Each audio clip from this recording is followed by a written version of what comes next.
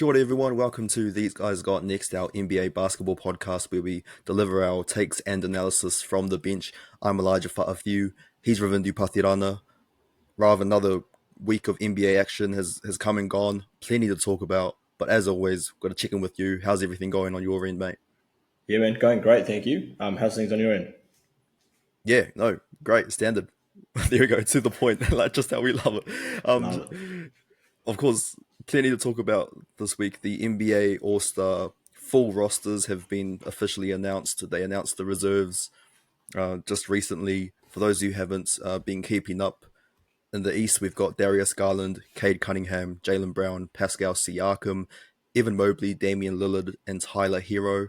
On the West, we've got Anthony Edwards, James Harden, Anthony Davis, Jaren Jackson Jr., Victor Wembanyama, Alperen Şengün, and Jalen Williams. Of course, all this is not going to matter because these East and West players are going to be split into three separate teams because of the new All Star format. So none of it's going to matter at all. But obviously, Rav, this point of the season, when the All Star reserves get named, a lot of people love to come out and say that this person got snubbed, this person got snubbed, everyone got snubbed. Rav, do you think anyone got snubbed? Because my whole rule around this is if you think someone got snubbed, you have to be ready to say who shouldn't be in the game, who would you take out. But I guess what's your view on the reserves? I think for the most part, it makes sense. I think I'm happy with the East. Possibly, yeah. I mean, again, you make a very good point there. We have to back it right. Like a lot of people are saying, Trey and Melo should have made it. Trey, yes, he leads the league in assists, but very inefficient. Same with Melo. But again, Sabonis as well, man. Like who I was really hoping would get in, but unfortunately, yeah, didn't make it. Even though he leads the league in rebounds. A question for you though, Eli. Like we spoke about how the fan votes are 50% of the weighting, and then the coaches and the media had their say on it. If you're Adam Silver and you know that viewership is down, wouldn't you want to position the All Star game in a way that more fans would see it, i.e., giving more precedence to the fan votes? Possibly, like, I think of LaMelo Ball as the perfect all star game player because at that point, everyone's just having a bit of fun. Everyone's happy to throw up lobs and do 360 dunks and windmills and stuff. Like, that's what's going to draw fans in, the type of fun. But at the same time, you want guys who are going to take this seriously. I think at this point in the season, All Star break is usually, I mean, it's not the midpoint of the season, but it's where people sort of think of it as the midpoint break when it comes to the NBA. So you want to reward those players who, in the first half of the season, have stood out. I think it's clear from the fan votes and the votes from the players and the coaches and the media that team success plays a big part in the All Star voting, which is why guys like LaMelo probably have dropped out, and maybe LaMelo's inefficiency as well. But guys like Trey as well, the Hawks have been slipping as of late. Maybe guys like Sabonis who missed out and is probably the biggest snub. Personally, I think he's the biggest snub out of all this. Same. But I think for a guy like, you look at the guys who are in, like Şengün, Jaren Jackson Jr., they play for teams who are top three in the West. So I think they're prioritizing team success. But yeah, Adam Silver has a big job because this whole 4 team mini tournament format is not going to do it. Like there's plenty of other ways to go around this. You've said in the past, having something like a one-on-one tournament would be something that could draw fans in. I guess how do you sort of see the All Star game being fixed? Like what should the All Star game be about? I think they've just got to figure out what people want to see, which are, I mean, we can say it. It's very simple highlight plays, and see just a cool crossover, like you mentioned, a cool like windmill dunk, 360 dunk, whatever. If they can plug more of that like type of thing into the All Star weekend, like really good example would be the dunk contest. Like these guys are good, but not probably the best dunkers in the league. Yeah, you'd expect like the Jars, the Shaden Sharps, like the really high flyers, to be part of the dunk contest and help alleviate the views of the NBA. But unfortunately, for some reason, the players don't want to do it, which has a flow-on effect of the viewers not getting amongst it. But I think yeah, if they were to change up, I think they just need to add something exciting. Like I like the approach they took with the 3 point contest. With unfortunately, Caitlin Clark pulled out, but with Curry and Clay and Sabrina Ionescu and Caitlin Clark, that was cool. Like that'll draw attention. But yeah, just little things like that which could potentially get the NBA up and going. Like adding a 4 point thing to the contest, yeah, not really, but yeah, man, just got to come up with something cool. Like everyone's been floating the idea of the one-on-ones for ages. So if that could be implemented possibly next year, that'd be awesome. I think, I mean, you talked about like reasons why the players have sort of stopped taking it seriously. I think part of it's to do, they don't want to get injured. Like there's a lot on the line for the second half of the season when teams are jockeying for the playoffs. So the potential of getting injured and getting hurt is probably on their minds. They've tried in recent years to add extra incentives, like extra money, which has slightly worked, but not really. One suggestion, I just thought of this just right now, as of now. We talked about this mini tournament with 4 teams. Instead of the Rising Stars team, why not have an all snub team, right? That's a Like we great idea. have I'll get behind the that. guys who, yeah, like LaMelo and Trey and Devin Booker, Norman Powell, Sabonis, like all these guys in one team, sort of proving their worth a little bit against these guys who were actually voted as all stars. I reckon that could be quite interesting. But yeah, that's sort of my idea there. So Adam Silver, again, if you're listening, I'm sure he is somewhere in his ivory towers. Yeah, take the idea into consideration. But yeah, that's pretty much everything on the All Stars.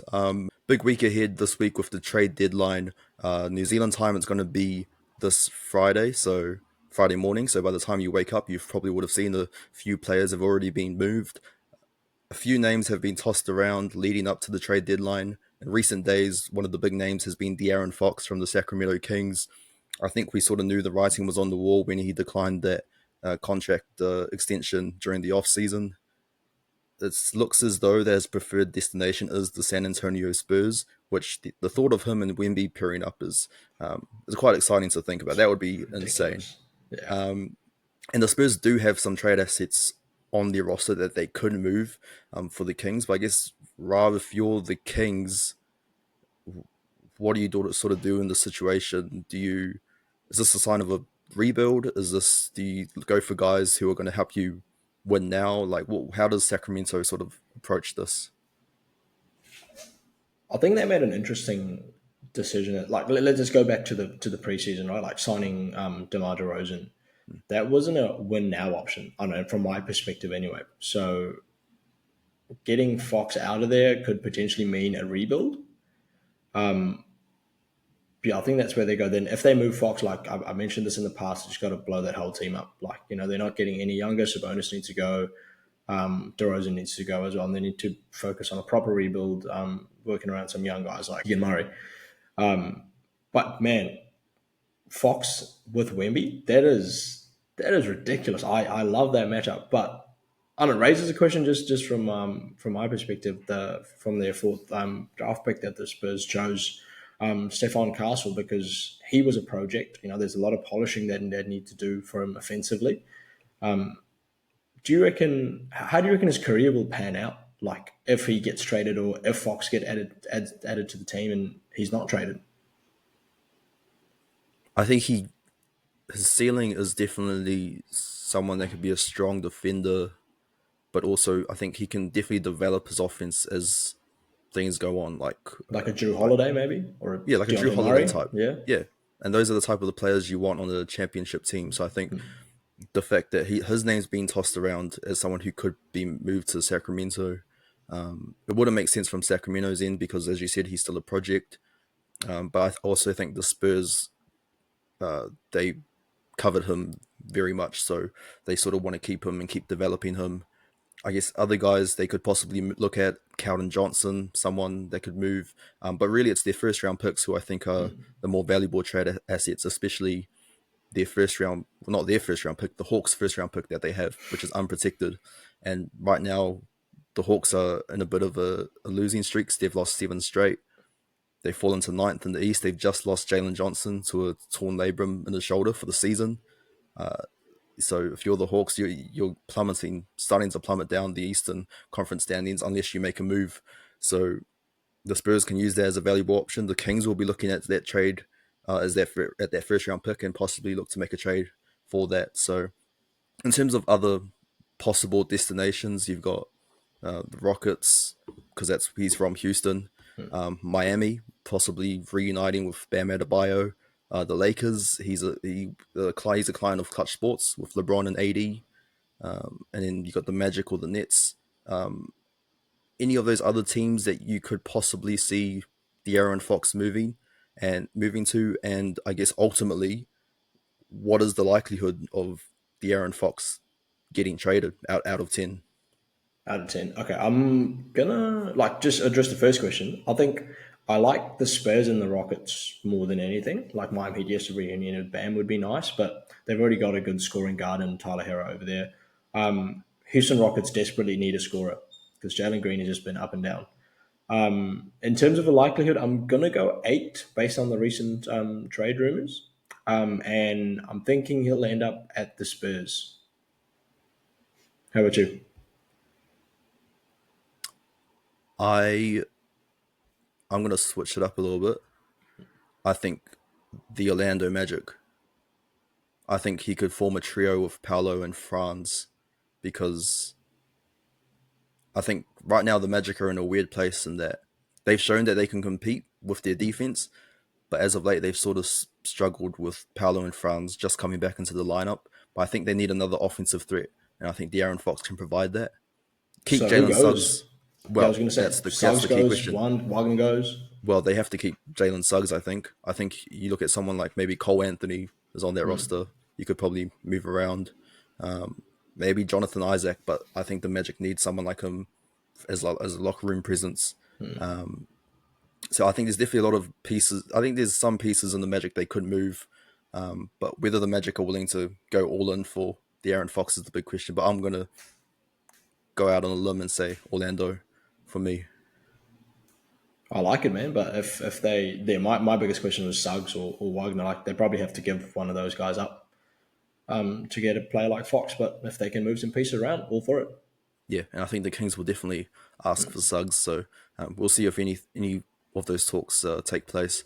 Another player who we won't touch on too much because we've talked about him quite a bit in previous episodes, but Jimmy Butler, he's been suspended again, his third suspension this year. It's indefinitely, they say, but it's a minimum of 5 games because at the time he was suspended, that's how many games the Heat have until the trade deadline. So I think they're pretty much hoping that they can get rid of Jimmy Butler, and they've also lowered the price on him as well.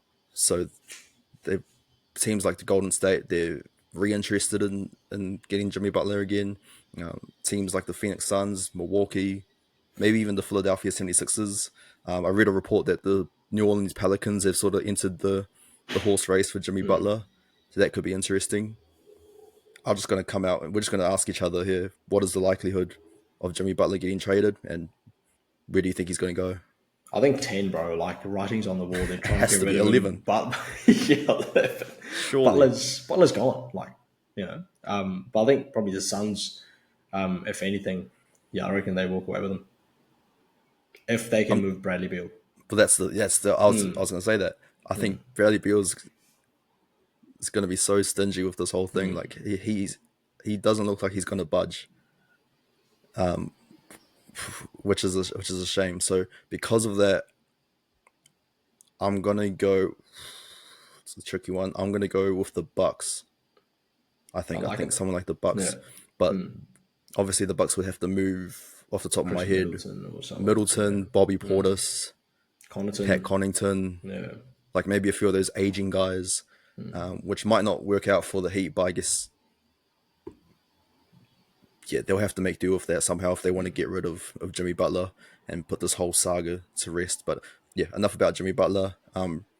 Bradley Beal, again, it's hard to talk about him because of his no trade clause, so we'll probably skip that. But I do think he's one of the big dominoes in this trade deadline where if he's able to waive that no trade clause, I can see a lot of moves happening because of Bradley Beal. So a lot of power is in Bradley Beal's position, but we'll skip in. Brandon Ingram. We haven't talked about him in a while, but he's been someone who's floated around trade rumors for it seems like forever. But with the New Orleans Pelicans struggling at the moment, the one team that stood out is the Toronto Raptors. I guess firstly, before we ask each other about the likelihood, someone like Brandon Ingram, do you still think he has some value? Like I think the big thing with him has been health, which is my concern. But Yeah. do you still think he has something to offer to teams? Yeah, man, I think definitely. I think he'll be a solid third option. I wouldn't say he's going to be the main guy or the second option, but a solid third option, possibly like pushing that second spot. But again, health and recent performances hasn't been that great to have him as a solid second option. I don't know, just my perspective anyway. But yeah, I think Raptors are an interesting like destination for him. Just because, like, when you think of the lineup, right? Like, depending on who the Raptors give up, that lineup could potentially look like Emmanuel Quickly, RJ Barrett at the two, Ingram at the three, Barnes at the four, and maybe Jakob Poeltl at the five. Like, I don't necessarily like that lineup in terms of I don't think they'll mesh well together No, at all. no. You And know, here's my thing. I think if the Raptors are going to go for Brandon Ingram, I think they need to trade RJ Barrett. But maybe part of me in the back of my head wants to see a reunion between RJ Barrett and Zion Williamson in New Orleans. I'm a big fan of these college teammates reuniting somewhere, so that could be. But I do think they have to move one of those guys if they're going to get Brandon Ingram. That's my thing. But yeah, I guess let's just I ask the mean, Barrett's question. having a career year, man. Like, I don't know how much if the Raptors do want to give up Barrett for Ingram. You know, that's that's my thing. So Barrett's like settling in nicely, like especially with Barnes back, like they kind of play off each other relatively well because we've got similar play styles. But no, I wouldn't trade Barrett if I was Toronto because they again Canadian superstar, right, for a Canadian team. So that kind of plays in the back of their minds, and Barnes is their franchise guy. So yeah, maybe quickly, but again, they chose quickly to be the franchise point guard by offering him a big contract. Maybe Pirtle goes. Who knows? Like Chris Boucher's been playing really well. Had a nice little streak going. So never know. Yeah, there's a lot of trade friendly contracts on the Raptors. Like Bruce Brown is someone that's. I mean, he just won a chip a couple years back, so he could definitely step in and help a team out. Kelly Olynyk, Davion Mitchell too is a guard option, so that could be someone there. Yeah, let's ask the question: what's the likelihood of Brandon Ingram out of 10, and where is he gonna end up? I'm going three, bro. Like real low. But I think I wouldn't mind him in the Spurs or the Heat. How about a big three of Bi, Fox, and Wemby? There'll be a lot of assets that need to be moved for that to work. Like you'd have to bring up Stephon Castle at that point, like if they as an option. But that could be a possible big three that could work. Yeah, for sure. I guess from my point of view, yeah, I'm gonna say like a two. Also because he's been out since early December, so I don't know. I think the health is a big issue here or a big obstacle. And in terms of a team, yeah, because I want to see RJ Barrett and Zion link up at some point, I'm just gonna say the Raptors because they've got some pieces there, some contracts there that they can move around. And yeah, come on, we need a Duke reunion down the line, and then they just need to Get Cam Reddish amongst it as well. Why not? pick them up off the street or something. They didn't need to give up much for Cam Reddish these Nah, nah. days.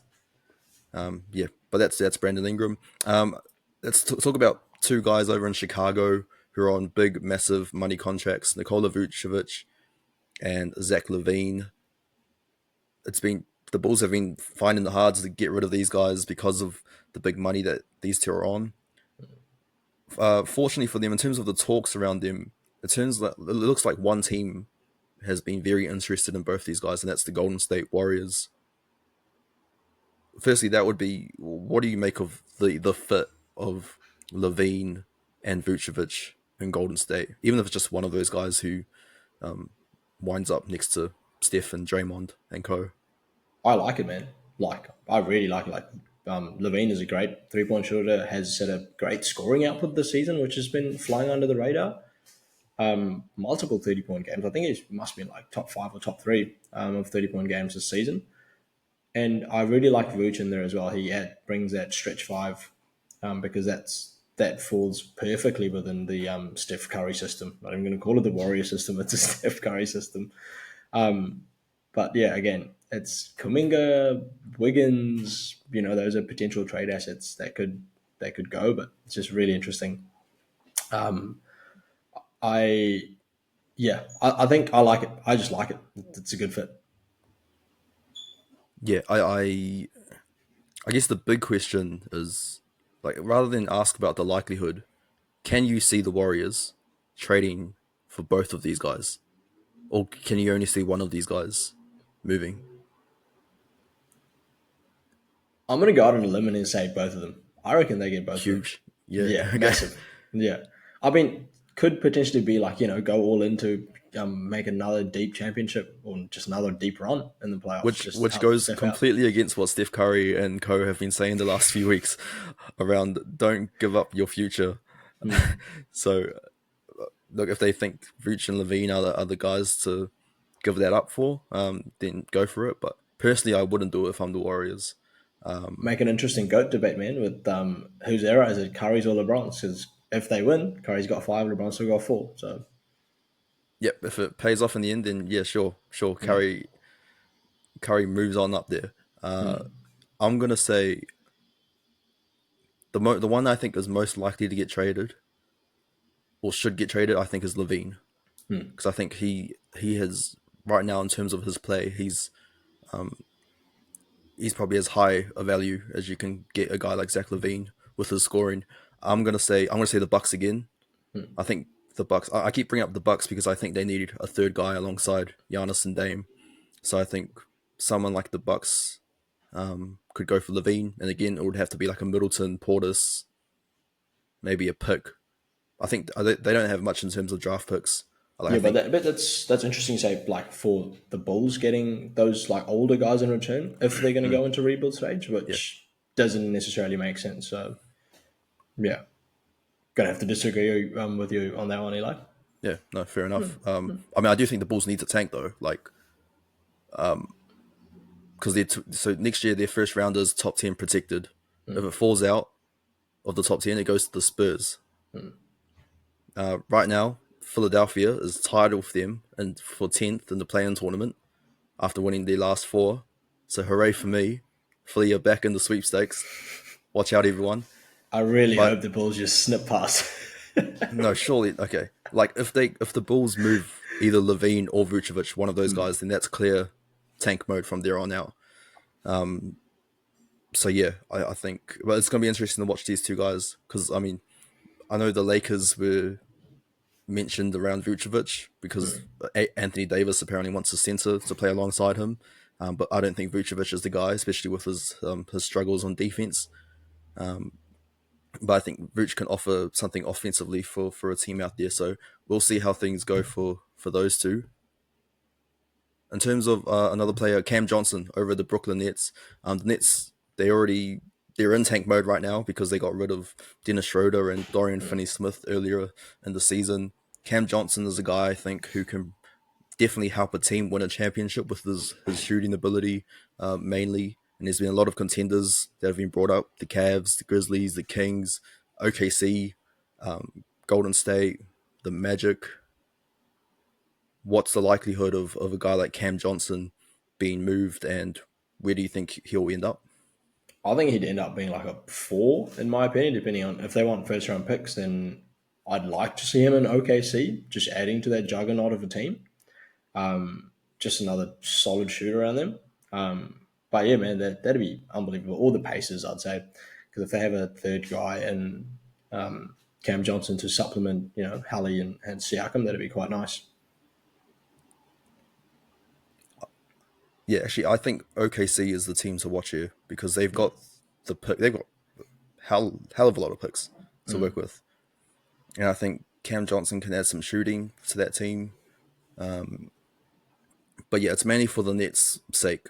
And Sean Marks, the thing about Sean Marks is that he has a tendency to hold on to guys much longer than he needs to hold on to them in order to get what he wants in order for teams to meet his asking price. Like look in the past, Kevin Durant, Mikal Bridges, the big haul he got for Mikal Bridges, like 4 first-round picks from the Knicks. So yeah, Sean Marks. I wouldn't be surprised if Sean Marks holds on to Cam Johnson. So yeah, for that reason, I'm going to say 2 in terms of out of 10 in terms of him being moved. But we'll see how that things go with Cam. And I'll just put down anyone from the Portland Trailblazers. I mean, for some reason, Blow it they're up. winning games. They've won 6 of their last 7, which yeah, they've forgotten how to play capture the flag, unfortunately. But I guess first question, out of the guys on the roster, who do you think is the most likely to be traded? And I guess what kind of destinations do you see them heading towards? I wouldn't mind Jeremy Grant going to the Pacers as well. Just adding another scorer, like similar, somewhat of a Cam Johnson in a sense. Anthony Simons is another guy because when you got Shaden Sharp and Scoot Henderson playing really well like they have been in the last few games, where does he fit in all of this? And what if he ends up at the Bucks but not in a Dame reunion? Yeah, could potentially work, but yeah, I don't know. We speak about Robert Williams and DeAndre Ayton as well, a couple of bigs they need to possibly move to let Donovan Clingan kind of get his experience up and become a solid center in the NBA. I personally probably would keep Robert Williams just because he's relatively, I think he's 28 or 29. Yeah, And you wouldn't get a lot for him compared to if you go DeAndre Ayton, if you ship him off somewhere. And maybe that's a center that the Lakers potentially need. you just read my mind, Ralph, because I think Rob Williams goes to the Lakers. That's my I think out of all the guys on the roster, I think Time Lord, which is one of the great nicknames we have in the NBA, has plenty to offer.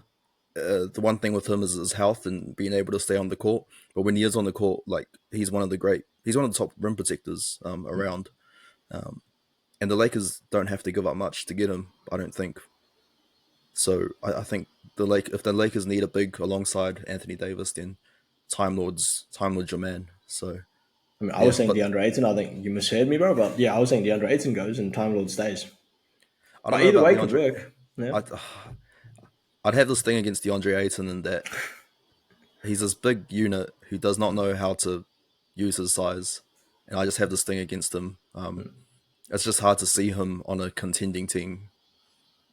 Maybe I'm just scarred from the Suns finals I mean, loss a couple possibly. years But I back. mean, yeah, maybe AD could help him out. So who knows? I mean, yeah, we can argue about this all day long. Yeah, no, fair enough. Well, that's all we have to talk about from the trade deadline. Of course, there's going to be other moves, maybe some sneaky moves here and there that we're going to keep an eye on. So, yeah, it's going to be an exciting trade deadline, that's for sure. But hopefully, we actually see some moves taking place. In terms of what actually happened this week, a couple of games this week featuring the Houston Rockets, who I want to bring up this week because they've been fun to watch as of late. They're second in the West. They just had a game against the Celtics earlier in the week where Min Thompson, our guy, had a game winner to go with 33, 9, and 4. What a performance from the whole team. But I guess for Min to step up in that moment proves that the franchise has plenty of faith in this kid. Yeah, man, I'll massively. Like that was a cool. Like, was it a little sidestep euro into a little Yeah. floater in the paint? On Like, Jaylen Brown, too. yeah, Yeah. unreal. Like he's got a long way to go, and it's so good to see that he's polishing up to be this NBA like elite athlete minus the shooting. Let's say he works on that in the off season, gets a decent 3-point shot. Damn, that is a dangerous, dangerous team.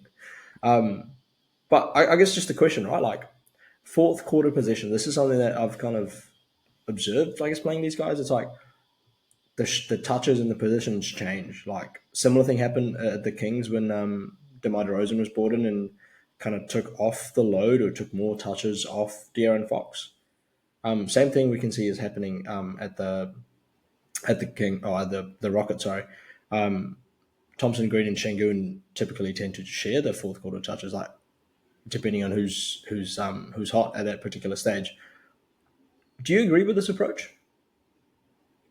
Yeah, you have to like whoever's like you talk about Jalen Green. Jalen Green's a very streaky guy. Like he can either go off or he'll just throw up bricks for an entire game. Shingun, he can be the guy in the moment, but he also has a tendency to be quiet. I mean, Thompson is a guy who has shown this week that he can step up in the big moments, but I guess the one knock on him is that he's still young and he's still inexperienced. That's probably the one knock on him. But I think that like I want to talk about the next game as well because there was a similar moment where Rockets Grizzlies, which was a great game in terms of playoff atmosphere, second best third in the West, but in terms of one of their final possessions, they had the play was for Amen Thompson, but I think the Grizzlies defended that really well, knowing that Amen was going to be the guy, and they forced Amen to throw it to an open Fred VanVleet, who at this point probably isn't the guy you want, especially with what he Just chucked up in chucking the up end. threes, man, contested. Like, what's he doing? Yeah, but I think defenses are going to catch on that. If only one of these guys is hot, then that's the guy you want to go for. The key thing for the Rockets is making sure you've got at least two of those guys who are hot, so you have some options there. But yeah, I don't mind the approach. It's just you just go with whoever is the hot hand at that point. That's all you can really do. But yeah, speaking of Rockets and Grizzlies, that's probably my favorite game to watch of the week because of the way that it finished. Did you catch that at the end? Like in terms Yeah, of yeah, man. That Jalen was Wells had that wide open dunk after the Rockets miss, and then the refs blew the whistle thinking that Taylor Jenkins had called a timeout when he hadn't. I think he was just signaling something to his player. But we almost had like a Will Hardy, Colin Sexton type of moment then. yeah. Oh man, But yeah, that's what did you make of that whole ending there? terrible, terrible. Unless, like, surely you'd think the refs are trained well enough to identify a proper call from the coaches, but unfortunately, it didn't work this time. I didn't get a chance to watch it play like fully when we were looking at different cameras and stuff. But apparently, Dylan Brooks made a gesture towards a ref, or the ref picked up a gesture Dylan Brooks made, thinking that it was a timeout call. So that could have potentially played a part in the decision made by the refs. Well, I mean, yeah, in terms of how that ended up playing out because of that timeout, Grizzlies had possession, threw it in. Jaren Jackson Jr. drew a foul, and Dylan Brooks hit the game-winning free throws. But that was a great contest, and that's one of those contests that you want to see 7 games in come playoff time. So hopefully we see the Rockets and Grizzlies go at it. And another rivalry for NBA Rivals Week. Exactly. In terms of other observations this week, Rav, what's sort of on your mind? What have you kept an eye on? What's caught your eye this week? I think the funniest thing was JJ Redick's crash out, man. Like just on Dalton Connect, and he just blew up. And then even I think it was Austin Reeves, right? He just threw up that three after the timeout was called, and he just gone mad again. He's aging, dude is aging exponentially, given this Lakers roster and what he has to go through. I guess the other thing, kind of big thing that stood out to me was my game of the week when I was watching the Knicks and the Denver Nuggets go at it. And Jokic hanging on to dear life, throwing those threes up, trying to battle the Knicks who were just teeing off at that stage. But that no-look pass to Christian Brown in the corner, where it was at the top of the post, and that was like a proper no-look pass, Yeah, That was amazing. unbelievable. Yeah. How about yourself? What caught your eye? I mean, funny you brought up rivalries earlier because the Pacers Pistons looks like a rivalry that could be reigniting. I don't know if we're going to see Malice of the Palace again, but Isaiah Stewart was Beef given a stew. 1-game ban, beef stew, yes, for shoving Thomas Bryant. He also made some hand gestures, basically mimicking shooting the gun towards the bench of the Pacers. But like this stems back from the last time these two teams met because Miles Turner, for those who don't know, is a big fan of playing with Lego, and Stewart and Turner went back and forth during the last game, and Stewart said, "Well, you play with Lego," blah, blah, blah. Like, yeah. So that's where the rivalry stems from now. And Isaiah Stewart obviously has an issue with the Pacers He's got an because issue of with that. everybody, bro. I Like think he just if has you look issues. at Period. Yeah, that might, yeah. So Sure, if the Pistons want to bring back bad boys, then good to have Isaiah still on your squad. The funniest part about all this is that he got suspended on his own bobblehead night, so he's gonna miss out on that, unfortunately.